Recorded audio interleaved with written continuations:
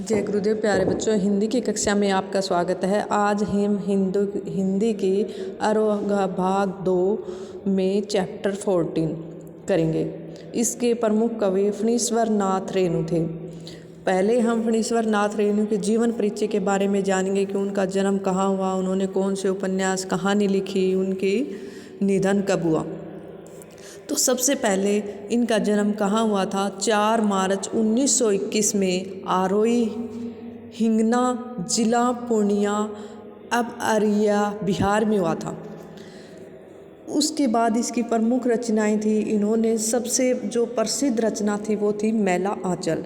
इन्होंने बहुत सारे उपन्यास लिखे। मैला आंचल एक ऐसा उपन्यास था जिसकी इन्होंने सबसे पहले शुरुआत की थी। उन्होंने हमारी लोक संस्कृति, लोक कथाएँ आदि का इस उपन्यास में वर्णन मिलता है। सेकंड उपन्यास था उनका प्रीति प्रिय कथाएँ, दृग तपा, जुलस, कितने चौराहे आदि उनके उपन्यास थे। ठुमरी, अग्निखोर, आदिम रात्रि की महक, एक श्रावणी दोपहरी की धूप आदि उनकी क्या थी? कहानी संग्रह थे। स्वर्ण जल, धन जल, वन तुलसी की गंध, श्रुत अश्रुतपुर इनके क्या थे? संस्मरण थे।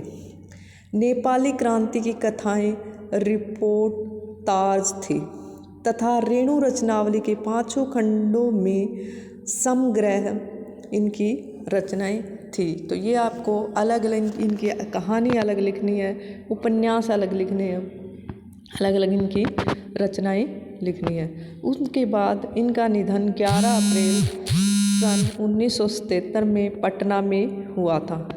कुछ ऐसे चरित्र होते हैं जो प्राण प्रतिष्ठा पाते ही वे अपने सिरनहार के बंधे बंधाए नियम, कानून, नीति अथवा फॉर्मूले को तोड़कर बाहर निकल आते हैं और अपने जीवन को अपने मन के मुताबिक गढ़ने लगते हैं।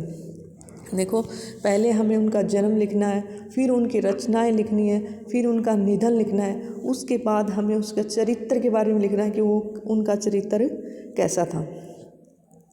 तो वो जो भी नियम कानून बनाते थे तो लोगों को जो वीर उस टाइम जो राजा महाराजा होते थे जो भी कानून बनाते थे, सरकार जो भी कानून बनाती थी तो लोगों को सचेत करते थे। अपने उपन्यास और कहानी के माध्यम से लोगों को सचेत करते थे कि कौन सा कानून भी, जैसे पुराने रीति रिवाज थे तो कौन से सही हैं और कौन से गलत हैं। हिंदी साहित्य के आंचलिक उपन्यास के रूप में प्रतिष्ठित कथाकार फणीश्वर नाथ रेणु के जीवन में उतार चढ़ाव और संघर्ष से भरा हुआ था। साहित्य के अलावा उन्होंने विभिन्न राजनीतिक, सामाजिक आंदोलन और अपने सक्रिय भागीदारी भी की। उनकी इसी भागीदारी एक और देश के निर्माण में सक्रिय रही और दूसरी ओर रचनात्मक साहित्य का नया तेवर देने में भी सहायक रही।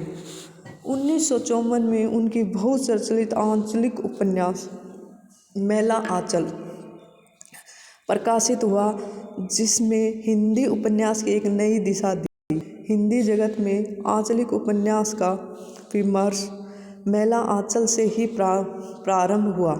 आंचलिकता की अवधारणा कथा साहित्य और गाँव की भाषा संस्कृति, वहाँ के लोक जीवन को केंद्र में लाकर खड़ा किया।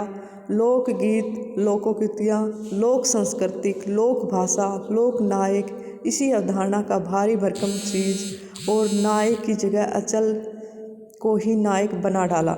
उनकी रचनाओं में अचल, कच्चे और पक्के रही है कि फणीश्वर नाथ रेणु ने जितनी भी रचनाएं लिखी उन्होंने भारतीय संस्कृति का, लोक कथाओं का आदि का वर्णन मिलता है। तो ये फणीश्वर नाथ रेणु का जीवन परिचय हमें हिंदी की नोटबुक में साफ साफ राइटिंग में लिखना है। Thank you.